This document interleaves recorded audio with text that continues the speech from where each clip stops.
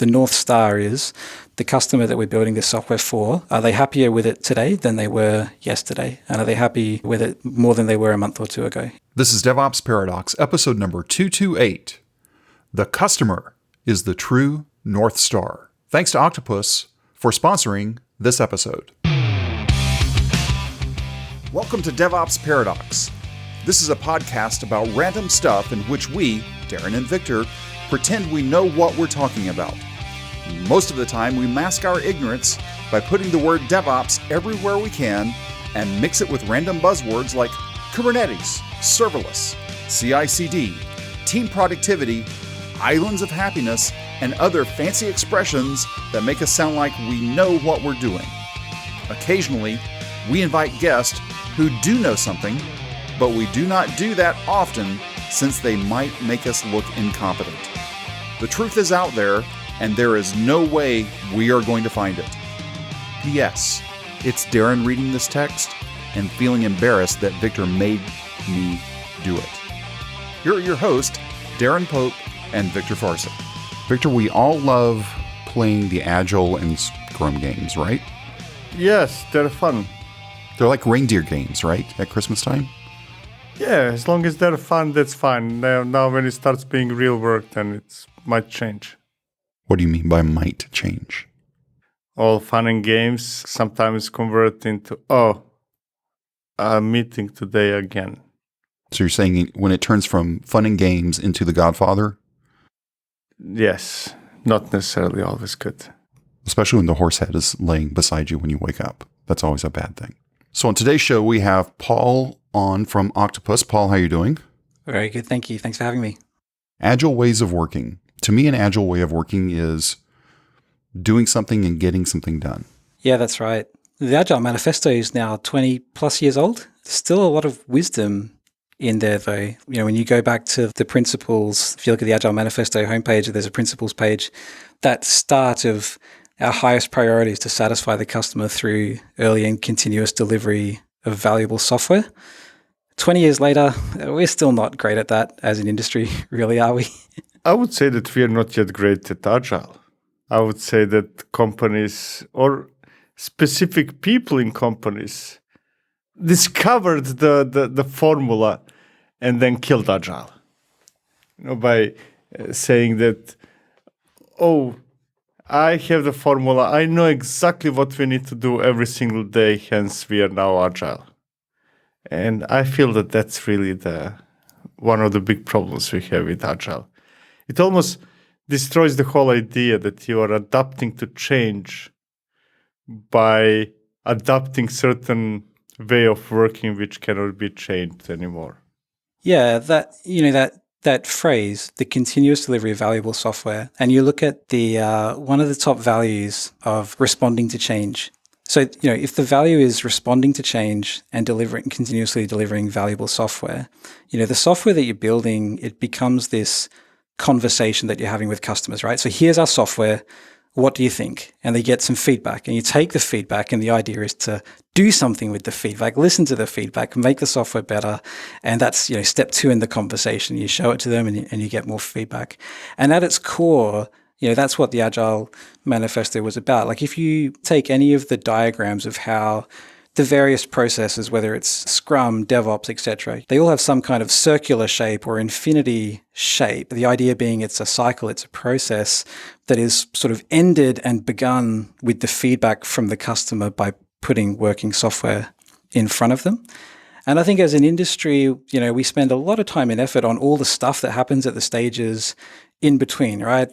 Planning poker, error budgets, all of this stuff that we sort of do that actually kind of gets in the way sometimes, I think, of actually being agile. Those circular diagrams of we do all of this and then we get the feedback and we do something with it. Well, if getting the working software to the customer is a 12-month process, that's indistinguishable from waterfall, isn't it? We haven't really got anywhere. When Octopus started, the strong feeling we had at the time was there was a lot of promise in Agile, and you would see it in companies that were doing it well, but doing it well meant actually delivering working software to a customer every week, every fortnight, getting real feedback from them and doing something with it. But I think a lot of companies, you go to them and you say like, hey, do you do Agile? Yeah. Do you do DevOps? Yeah. How long does it take to go from an idea in the morning to something shipped in production, giving value to the customer. Well, there's a really long answer there, and it's measured in months. So I think Agile still has a lot of promise for the organizations that are able to do it, even for short periods of time. It really is transformational, but there's a lot of live action role playing, I think, that happens as far as companies sort of pretending to do Agile, doing all the things that make it look like they're being Agile, but not putting working software in their hands for feedback. That working software in hands of customers, that effectively means that definition of done is when it's in the hands of the customers. That's right. Nothing else. It's not you finished writing this function, right? Yeah. It's got to be real. They've got to be able to play with it. They've got to be able to feel it. They've got to be able to experience it. It's like, it's not the picture of the car. It's not the presentation about the car. It's sitting in the car and feeling it and giving the feedback on, this feels good. This part's tricky. This part confused me. It doesn't always have to be fully working end to end, but it's got to be some incremental steps towards that. But it's got to invite that real, actionable, critical, concrete feedback on how to make it better. And in the early days of Agile, when we were doing consulting prior to Octopus in my consulting life, the sort of that feedback cycle was, there was sort of like 2 steps removed from the end user was the one giving you feedback, or it was a tester or a product manager or something, but it was very rare for it to ever actually be the customer or the user. That indirectly, in a way, means that DevOps, in a way, is fulfilling that promise, giving it to the customer. Because in the past, most of the Agile teams, at least those I've worked with, are usually people who, developers, application developers, let's say testers, project manager or product owner called now, while ignoring that second part of the story, right? The operational part, which is essential for giving something to a customer, right? Just you writing code and testing it locally is not really giving it to a customer. Right. It's not working for them. It doesn't count if it only works on your machine and it's not actually in production or it's falling over in production.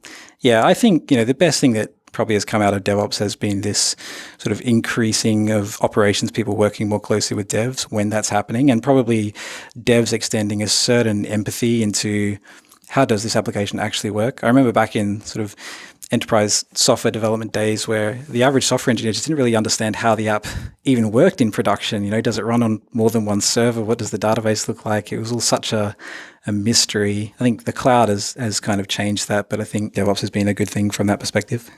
When we were talking valuable software, it's in the eye of the beholder. Who is it valuable to? Is it valuable to me as the product owner, the developer, or the actual end user? Yeah. Now, the correct answer is it should be the end user. But how often do we mess that up? Yeah, often the end user is not the one paying for it, but they are still probably the ultimate arbitrator. If they're not using it, they're using something. They're using something else. Yeah, you may have bought some software that's sitting on the shelf and not being used, but it is really in the eye of the end user. So we magically get the software delivered and it's valuable. Doesn't have to be valuable. You don't know that. Well, we are assuming that it is for a moment. Yes. Right? Because I'm trying to play the Agile Manifesto out for a moment. Assuming we actually are capable of doing that and are successful in doing that, where else does the Agile Manifesto today, 20 years on, start to fall down? Personally, I don't think it does. I think our manifestation of it and the sort of continual chasing of all the things that we do in each of those steps, I think some of those things can kind of get in the way. If you go to the Agile Manifesto, the principles, some of the principles behind it, I think there's something about we want to get the best way to deliver feedback to developers is face-to-face. I think probably in a remote world, we've probably found other good ways to do that. That's maybe one somewhat questionable statement. Otherwise, I think it's all still pretty solid. If you zoom out and say, what is the purpose of a software team? Like, why does a company bother to pay for having a software team on board? What's the purpose of it, and what are they kind of hoping to get from that investment? It's working software. It's software that solves the problem. And so if you're a software engineering manager, then you're not obsessing every day about, is my team delivering valuable working software continuously to make our customers happy? Well, what are you there for? What are you doing? I think one of the items that you just pulled out there is the Agile principles. That's right. So you've got the 4 Agile values, and then there's a principles page that sort of is the principles behind it. Is that where it went sideways, though, as people turned it from being principles into a product? And now I'm selling my Agile services? Yeah, I suspect so. Though I think part of it too, so my kind of thesis in starting Octopus was there was a lot of value in Agile, and the few times you would see it actually happen where we were, you'd get customer feedback in the morning, ship something by the evening, and get feedback that you'd made it better. That was just a wonderful experience. On the rare times you were able to kind of set up and create an environment in which you could do that. In those days, going back to 2010 or so, if you think of like the tooling that's involved in the sort of DevOps tool chain or any kind of software delivery pipeline, source control was an easy thing. Build automation was an easy thing. In a day, you could kind of set both of those things up and get some feedback on the unit tests.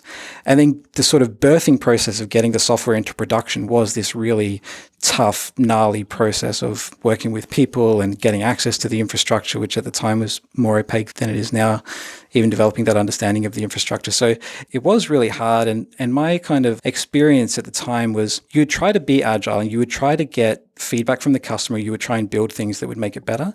And then it would come time to deploy it. And it would be this sort of nightmarish process where everything would go wrong. And so you would do it on the weekends at 3:00 with a bunch of other people who, 3:00 at night, a bunch of other people who didn't want to be there either. And everybody's stressed and it goes wrong because you haven't practiced it for quite a while. So you would sort of just put it off. And as much as you would sort of be hearing the feedback from customers, it was hard to act on it because the changes would build up, the batch sizes got bigger and bigger.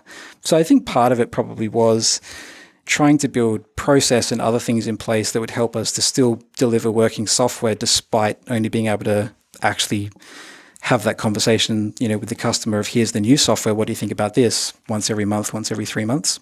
I think the tooling, not just with us, but just kind of generally across the board has made it sort of a lot easier to get software into production. That would also put a lot of emphasis on observability, right? Because assuming that you have more than a couple of customers, right, or a couple of users of your application, how do you get that feedback? Once you pass the point of, hey, I have 10,000 users, I cannot interview them every day, right? I cannot call them every day. How do I know that I'm delivering value? Yeah, at some point you end up, like, feedback is a thing that a product team is always trying to get more of, because at some point, if your product has any kind of usage, well, there's 2 things that happen. One is the customers just stop giving you feedback completely because they realize it's a waste of time because you're not listening, you're not evolving the software, it's kind of not getting better. And this often, I think, happens in internal teams, corporate environments where the people using the product gave you some feedback about a bug. 6 months later, it's still not fixed. You finally fix it, but you introduce 2 other bugs because you shipped some extra features and the batch size is just so big because the deployment's been so painful that you've put it off. And so at that point, you sort of become almost an enemy. Like, why is IT changing this software again? It's a really painful thing. Very different to, I gave some feedback in the morning, the dev team shipped the thing in the afternoon, my life got better, I'm happy, I'm going to give them more feedback. So you do get that sort of disengagement from customers. But then, assuming you're doing a decent job, you're going to get feedback in a bunch of different ways. For us, we get tons of feedback through product telemetry, through logging, etc., all of those things. But you're still constantly on the lookout for real conversations with customers. I always liked that thing about user stories being a reminder to have a conversation with a customer about a particular thing and kind of dive deeper into it. So there's no amount of observability systems that can kind of really give you that story behind why that feature is needed. Do you see a difference how we approach that whole feedback loop when dealing with internal instead of external customers? Because sometimes we create tooling or applications that are not really for people we don't know, but people on the same floor. There's probably 2 things that go on. So when you've got external customers, people who are buying your product or using your product, they have some choice in whether they use you or something else. And so because they have choice, it's kind of on you to kind of make your software good enough that they're actively going to choose to use you. So assuming you don't have like a captive audience that sort of has no choice, which an internal team, unfortunately, often is a bit of a captive audience and can be ignored, unfortunately, to a degree. But those external audiences that have choice, or even internal teams that have some choice, and I think if you're a platform engineering team, and you're one of the options that teams can choose to use, but they can also kind of choose to roll their own, and there's that sort of competition, then I think it kind of works a bit more like building software for public use. There's that competitive element to it. I think that kind of naturally forces the team to be more receptive and on the hunt for customer feedback. I think internal products can definitely suffer from other agendas, maybe that sort of get in the way from making the life better for the end user, or just a kind of general lack of investment, particularly once the main problems are solved and we move on to something else. These internal facing software teams often have big portfolios of products they're working on and switching between, and plenty of competing priorities that can be hard to stick with. Could it go back to the point that everybody wants to do uppercase A Agile instead of lowercase a Agile?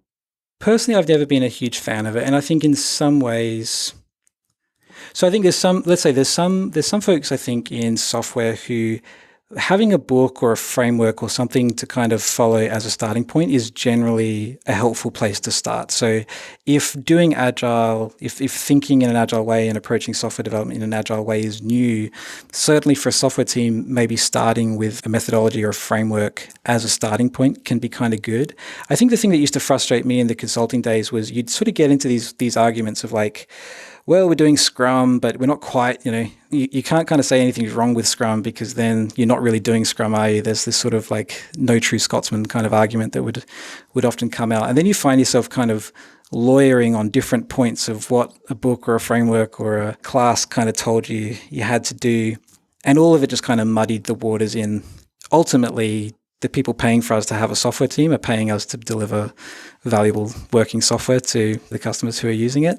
And I think any environment where that's not happening, it's easy to blame the frameworks. I think smart teams of engineers who are able to deliver working software to customers, I don't think it matters a whole lot what methodologies or frameworks they use. And teams in an environment where that's just increasingly difficult to do, it also, I don't think, matters what framework or methodologies they're using. They're going to struggle. Well, I think that's the key point there is somebody delivering software. That means they have found a way to work, period. Whether it conforms to any book or not. Yep, and that might be following a process to the T, or it might not be. I don't think it really matters. The North Star is the customer that we're building this software for. Are they happier with it today than they were yesterday? And are they happy with it more than they were a month or two ago? And you sort of keep working back. That's the way that I developed was we got feedback in the morning, and then we got feedback the next morning because we'd shipped in between. And when people started trying to explain to me the big A Agile way of working and I wasn't doing it right because I was getting feedback every day, I went, what? No. Daily stand-ups, that's not Agile. Planning poker, that's not Agile. All of these things, they're not Agile. Agile is we put some software, we got feedback, we did something with the feedback, and now we made the software better. And we're doing that, I think it talks about, it won't always be daily, it won't always be weekly, but the preference is to do it as quickly as possible because that keeps the batch sizes smaller. It prevents things going off the rails. Why do people have such a hard time believing that smaller batch sizes are good? I think because I think there's two things. One is they just kind of naturally build up. So we talk about this idea of happy deployments. The idea is when it's your birthday, people wish you a happy birthday. When it's Father's Day, they wish you a happy Father's Day. But when it's deployment time, they sort of like wish you good luck. Like it's going to be a tough thing. So you spend all this time getting the feedback from customers, being excited to work on it. And then you have this really tough process of getting it into production. Because of that, you sort of enter this negative downward feedback cycle of that was really hard, so I'm going to put off doing it. And instead of doing it daily, I'm going to do it weekly. And so, of course, the changes build up. There's a few more features and bug fixes that creep in. There's a bigger batch. You end up having to the deployment becomes a bit more complicated. You've possibly made a handful of changes in the test environment, didn't quite remember what they all were. You go to do it in production and something goes wrong in that process. Then you sort of have to build a bigger window to do the production deployment. So you have to do it definitely when the application is not being used. So the downtime windows come into it and all of these things. And suddenly it just kind of becomes this negative cycle of just waiting longer and longer to deploy. And the batch sizes, I don't think anyone sets out to create batch sizes. I think people would naturally want to, but there's a bunch of friction that kind of gets in the way that just leads itself to these larger batch sizes. The really painful thing, though, I think that happens is if you've ever posted something online and read the comment thread, you can have 50 positive comments and that one negative one, it's that one negative one that sticks with you. When your batch size is large, you have the same thing going on where you might have shipped, 50 story points, whatever that is, in this batch. And a bunch of them are really great. You fix this bug, you fix this thing performs better, the UI is a bit snappier here, but you broke that one thing. And because you broke that one thing, all the feedback is about that. The customers are angry. They've kind of forgotten all the good stuff you did. And they're just really focused on this one thing that you broke that's making them angry. Now, you contrast that to the smaller batch size thing, what you were doing, deploying every day. Well, maybe on Tuesday they were mad at you, but by Wednesday they were happy again. And you've had many days of good feedback and then that sort of one day where something went wrong with those small batches. But I think it's all the friction, it's the processes and so on that sometimes just, I think, push us towards the larger batches. Isn't that the inherent problem of having batches in the first place? Because if you bundle 10 things and one of them is inevitably going to be not perfect, right? Yeah. Maybe the problem was bundling those 10 things. Maybe if you actually shipped each of those separately, you would get 9 positive feedbacks and then 1 negative. That's right. And then when you get that one negative thing, if you can ship that fix the next day, again, you're a hero and people have forgotten about it. But if that fix is also kind of making its way into another batch that's going to kind of take another week or another month to eventually roll out, or people have had to suffer with that thing that wasn't working, that inventory of product enhancements that you've built is kind of sitting in the warehouse, not being used by the customer. It's so different, right? The experience. And people do this in their personal lives. It's funny, when you talk to software engineers about what they do on their weekends, if they're into writing software on the weekends, they'll say, I got some feedback from a forum that I'm on for this game or whatever that I'm building a plugin for, and I fixed it and my customers were like really happy. You say, cool, and how does that go at work? Well, at work, it's we go through this really, really long process and it's really hard, and we've never shipped something on the same day that we got the feedback. And that's sad. I think there's so many working software engineers who've never experienced what you've experienced, Darren, of that we shipped the thing overnight and got feedback the next day and we made it better and did the same the next day. I feel that the problem there is a combination of, on one hand, sometimes deploying things or shipping things is actually not easy. So you don't want to do it every day. But once that is solved, if it gets solved, then we have that problem of sprints, right? We are taught to not ship things as they are done. We are taught to ship things at the end of every second week or whatever the duration of the sprint is. Right? It's almost that Agile is...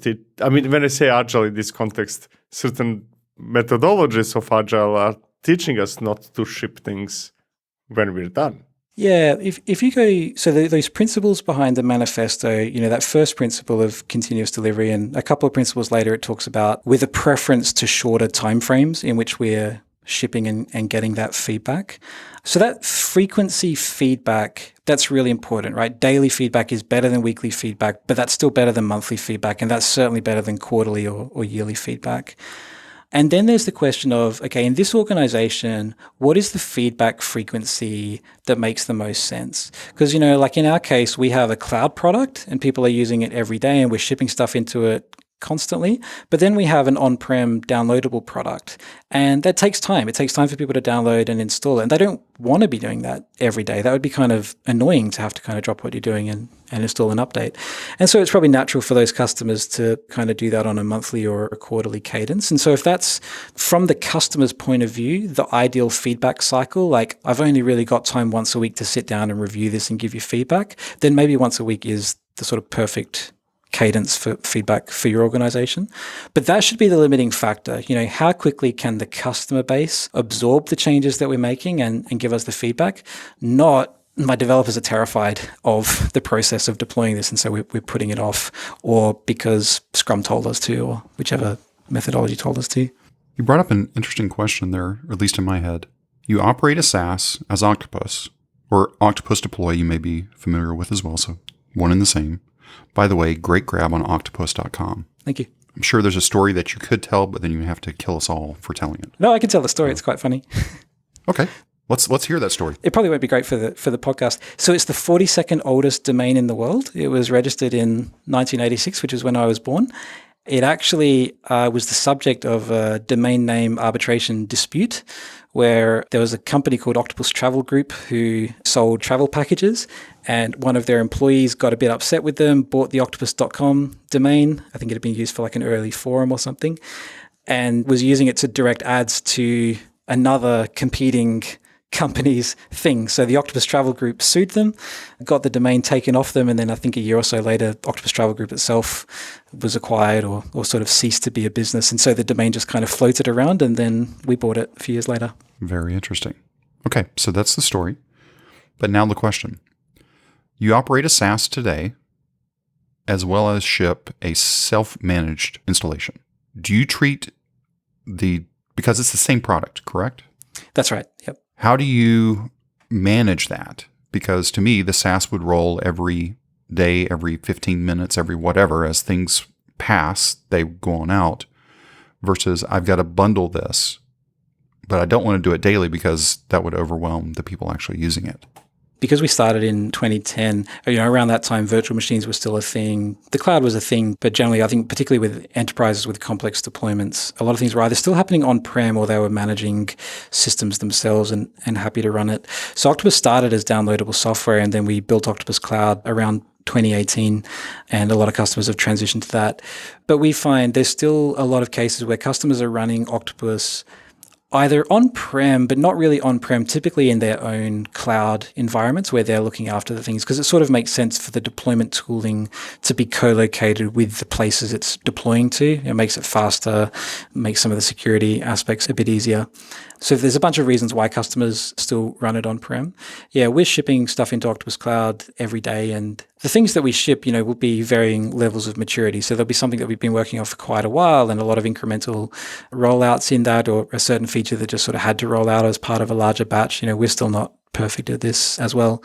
And then at some point, I'm not actually as close to the process as I used to be, but we have sort of a longer term support cut of this. So we sort of take a branch and we say, okay, this is the sort of stable version, the stuff that's in it, we're confident it's been in production for a while, and some of the more experimental stuff isn't in it. And that's the thing that we make downloadable. The build and CD process for the product is all the same. It's just sort of when does it appear on the downloads page.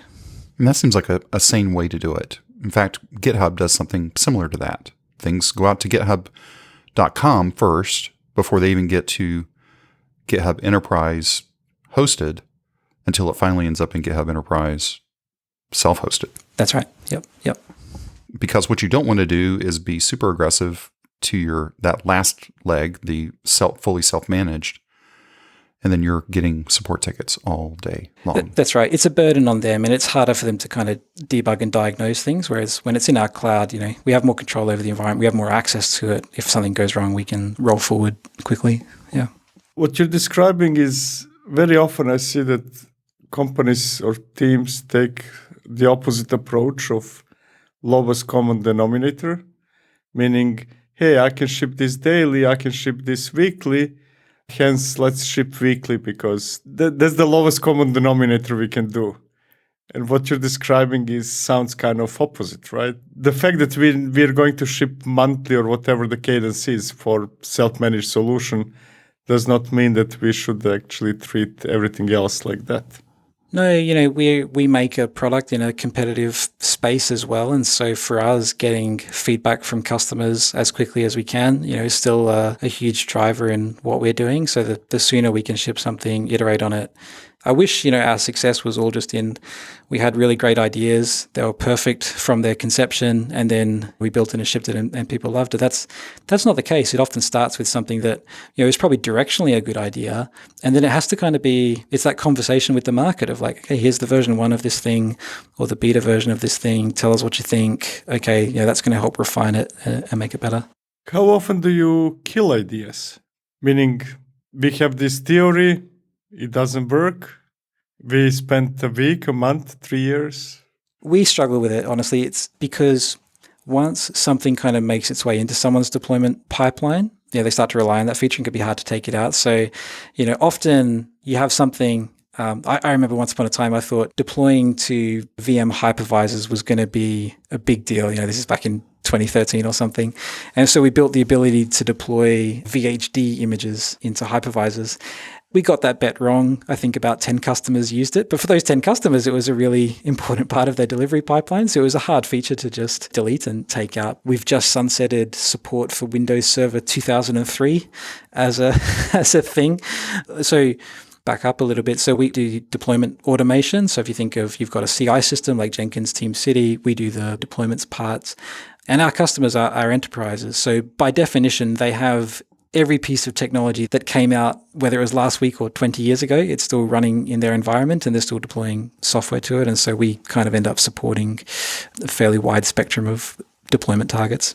That's what I was indirectly referring to, because very often when we talk about enterprises that are self-managing their stuff, once it enters, it never goes out, no matter how good or bad that something is. And that might... I don't think that that's the case, but that might, in some people's heads, be an argument against shipping early, right? Because if we make a mistake, we might have to support that mistake forever and ever. Yeah, that's true. I think some products, we don't do this, but I think we've tried this years ago, but certainly I see other products do it where, if you take in Gmail, they have like the Labs feature, and stuff probably arguably stays in Labs too much, but it is this sort of ability to introduce a feature without the promise that it's going to be there long term. There's a few different ways you can go about shipping things without being fully committed to keeping them and maintaining them forever. But every organization, every piece of software, depending on the customer, is going to have different ways they can tackle that. I want to take us back to the Agile principles just for a second, because one jumped out at me as I was reviewing it. Simplicity, the art of maximizing the amount of work not done, is essential. As a software developer, this is a fine line. A lot of software developers that I know day to day, no way to say this politely, you're probably not the most well-spoken person. And this is a gross generalization. But you can sit down and crank out code all day long. But then you don't think about simplicity. You might be thinking about elegance, but then that means you're going to be the only person being able to maintain that over time. How can we sort of beat this into our heads politely, that we need to keep things simple? It's hard. So if you're a consultant, you have the benefit of, giving opinions on things for a while and then never really having to live with the consequences of those things. We started Octopus 10 years ago now as a software product company. And so there's decisions that we made, at some point in year 2 that we still live with the consequences of today. Some of those decisions, we arguably overthought things and didn't kind of keep them simple enough. Others, we probably did approach a bit too simplistically and again have kind of stuck with some of those consequences. I think it's always going to be a battle. The North Star is the customer though, and talking to the customer, getting the feedback. One of the best experiences when you've been mulling over something for a while, do we do this? Do we do that? And you go and have 4 or 5 really good customer conversations and it just kind of clicks. Like you just kind of move from overthinking about this thing and all the kind of what ifs, and you just hear really crisply and clearly from the customer, like, this is actually the problem. If you could just solve this, our life will get better.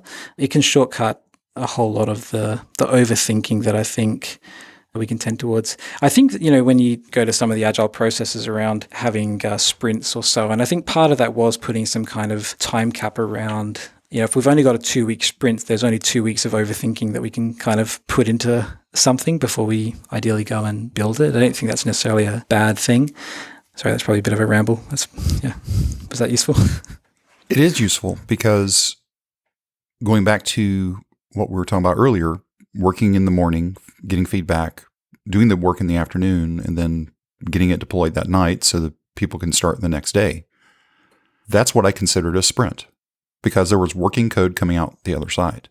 So when people were trying to tell me, okay, well, we do sprints here in 2-week cycles or 6-week cycles, I went, okay, so that means you're incapable of shipping any code for 2 weeks? Oh, no, we can ship. I went, well, why don't you just ship?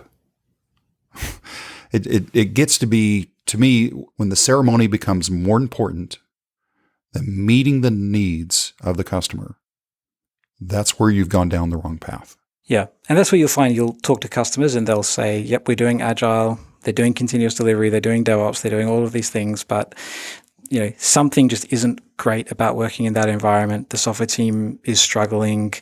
The customer is generally kind of not happy with the quality of the software they're getting, and I think it really does come down to that. And that's kind of, it's proven, too, if you take the DORA metrics, right? So there's 20 years ago, the Agile Manifesto kind of talks about the importance of continuously delivering working software.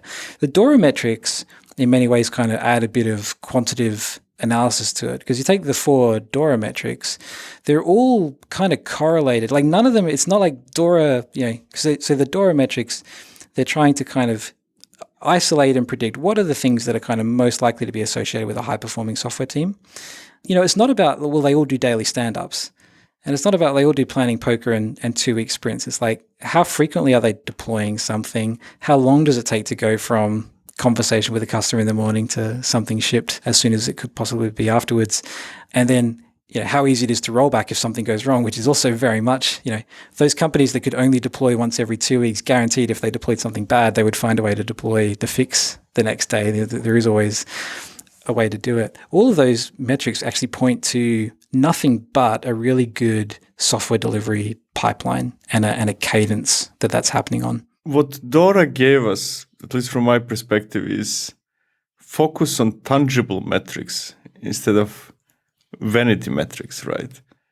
How often we do daily stand-ups, how often we do this or that. From my perspective, that's vanity, right? That's not really measuring anything tangible. Yes, we are Scrum is great, but it's not really a measure of absolutely anything. How often you ship something and what is the success rate of you shipping that something, that's tangible. That's what DORA focuses on, right? That's right. Yeah, so I'm a software developer by background. I started Octopus as a nights and weekends project and then eventually turned it into a business. We're now 200 plus people. So I oversee sales teams, marketing teams, and of course R&D. The funny thing is when you get into sales or marketing, but particularly sales, it's very quantitative. It's very easy to kind of measure. And it's funny because you would sort of say, well, software is engineering. It's an engineering practice. And, so it therefore should be awash with some measurability towards it. But actually the sort of fluffy marketing campaign that we're running is a lot more measurable in many ways than the software. I think the DORA metrics are probably a really good step forward in, like you said, focusing on the value of what the software team's doing. Now, what it doesn't measure is the software valuable to the customer? So it's about how frequently are we deploying it and how frequently are we making changes. And I suppose the implicit assumption is if we're deploying frequently, we're probably hopefully getting feedback quickly. If our lead time is low, that feedback that we're getting isn't based on something the customer said 6 months ago. It's based on something they said yesterday. So those are likely to be really good predictors that we are building valuable software. I think for us, we use Net Promoter Score quite heavily too in our software teams as another way of just asking the customer, would you recommend Octopus to another DevOps practitioner? And sort of use that and look at what features they're using as well to get a sense of where are we adding value and where are we not, and are we getting better at it? Is there a warning sign that we need to act on? So that's a nice qualitative piece, and then definitely the DORA metrics are a really good quantitative piece. Let me get your take on data-driven versus data-informed. My opinion is data-driven is a bunch of malarkey, and data-informed is where it's at. Yeah, you hear these stories of Google, like every argument being settled by someone who kind of got the data. At least at our scale, you can kind of make data say whatever you want it to say. So often we use plenty of data internally, but it's mostly used to sort of either support or disprove theories and stories that we have and sort of correlated with conversations we're having with customers and the true feedback that we're getting. I've generally found, if you're trying to convince an engineering team to do something, or the engineering team's trying to convince me we should do something, it's often very much driven by a handful of customer stories and the feedback from them, coupled with maybe a bit of data that kind of supports or disproves the decision. It's helpful from that perspective, but I mean, maybe at Google scale, it's a different story.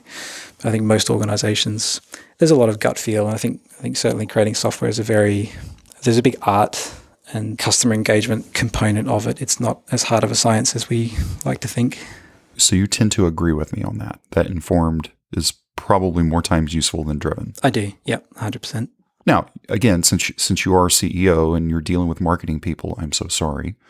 If you're doing Google ads, that's where data-driven comes into play because cash is hard cash. And that's easy math at that point. But once you start involving other humans, we're talking about, okay, what about a feature, talking to customers? Informed seems to play out better there. That's true. I think too, like my experience with marketing has also been one where, similar to software engineering, when you're measuring, as Victor put it, the sort of vanity metrics, marketing metrics are awash with vanity metrics like this. I can run an ad that says something really bad about my competitor, okay? And there's a measurable upside of that, which is I can see lots of people clicking the ad. So I've got this sort of quantitative piece of information that says lots of people click this ad and we should spend more money on it. But there's a sort of qualitative side of that, which is like, yeah, but that's a sleazy thing to do. And the kind of people I would love to use my software, might actually think that's a really not a nice thing to do. And I wouldn't like it if my competitors were doing that to me anyway. So we shouldn't do it. And I can't really measure the sort of the downside of the brand damage and the sort of just general not niceness of vibes in the universe is a really hard thing to measure. And I think marketing can also kind of fall into the trap of there's lots of metrics that tell you to kind of keep doing bad stuff, but actually there's a lot of gut feel we've found within our marketing group too, which is putting myself in the customer's shoes, does this make sense to me? And is there data that maybe supports or disproves that thought? But we start from the customer first. I feel that marketing enters into similar trap like engineering, that it is often measured through metrics that serve itself rather than the end goal. And the end goal of marketing in most companies is sales, right?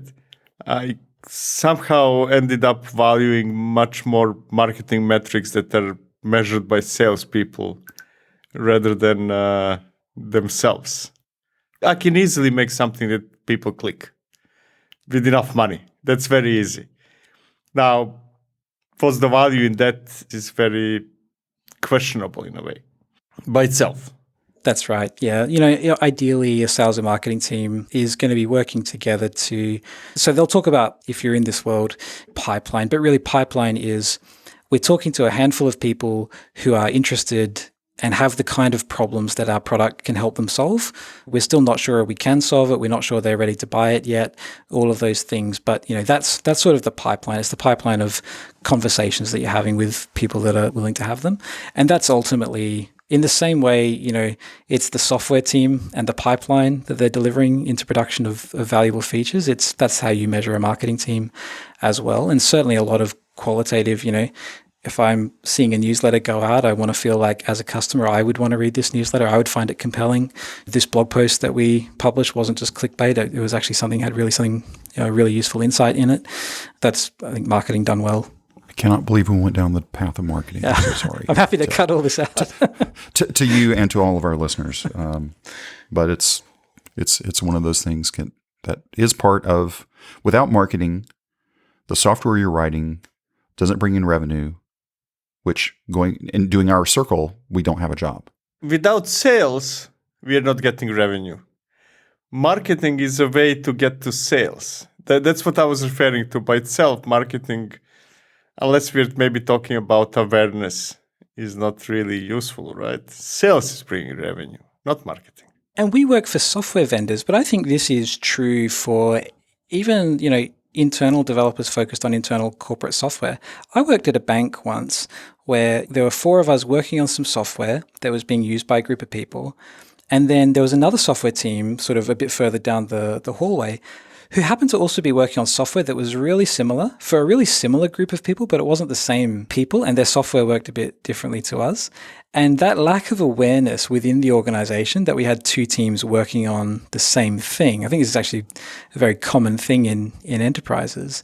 There's actually a marketing aspect of this, like as a software engineer, of marketing your work in the sense of helping people because, marketing, the way we think about it is it's actually really simple. We've built some software that we hope is useful, and there are people out there who would genuinely benefit from using it. Not everyone, but the people that have the kind of problems that we solve really well, they'll benefit from it. And our goal is to help those people understand what we do so they can make a decision about whether it makes sense for them. We don't want revenue from them this year because that doesn't really help us, because I want to use that revenue to reinvest in making the software better. So it needs to be from customers who are actually going to stick and use the product. But the same thing applies in internal environments. So you said that Octopus came out of nights and weekends, and I'm assuming that was during the consulting days, correct? Yeah, so I spent about 5 years working as a consultant and seeing lots of different software teams, things that were going well, things that weren't. And I kind of had this feeling that the source, we would turn up in a customer, we'd have all the sort of goals and ideals of being agile as much as we could. You'd hear the customer pain. That was the reason why we were brought in. We're there to solve it. And we wanted to just deliver software quick. And I was pretty young at the time, probably in my early 20s. And so you sort of very quickly learned that no one really cares a whole lot about what a 21-year-old has to say about how some software should work. But they certainly give you a lot of credibility when you're delivering stuff. And so that's the thing that you push to doing. So the deployment process, though, I always kind of found the most painful part of it. So Octopus started as a sort of, nights and weekends hobby project. I started blogging about it and then ended up working for a bank for a little while and kind of actually just really experiencing some of the most difficult deployment processes that we had there and feeling, I think, just really galvanized that something solving this problem had to exist. The plan actually was to make it an open source project, but the sort of amount of time and effort it would take to build what I was imagining and just the level of documentation and so on that it would need to, I think, kind of made more sense to charge a little bit of money for it. But it continued as a nights and weekends project for a long time. Then eventually we started selling software licenses. My wife started managing the books for it. A couple of years later, we hired our first employee and then sort of bootstrapped from there, 200 employees later. So you've bootstrapped the whole way through. So we bootstrapped the company to about 100 employees, and then we brought on, so at this point, so we started in 2010-ish, and then 2021, we brought on our first institutional investor. By that point, the business was getting bigger, and you sort of start a software company, and really, if you've got a good product, that's kind of the only thing that matters.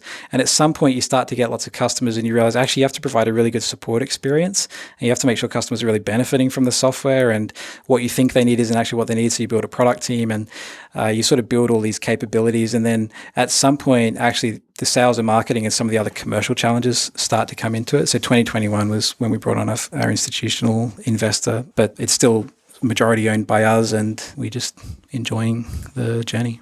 So imagine Octopus did not exist today. What would your nights and weekends look like now? What is sort of caught your eye in, boy, I wish I had time to do this?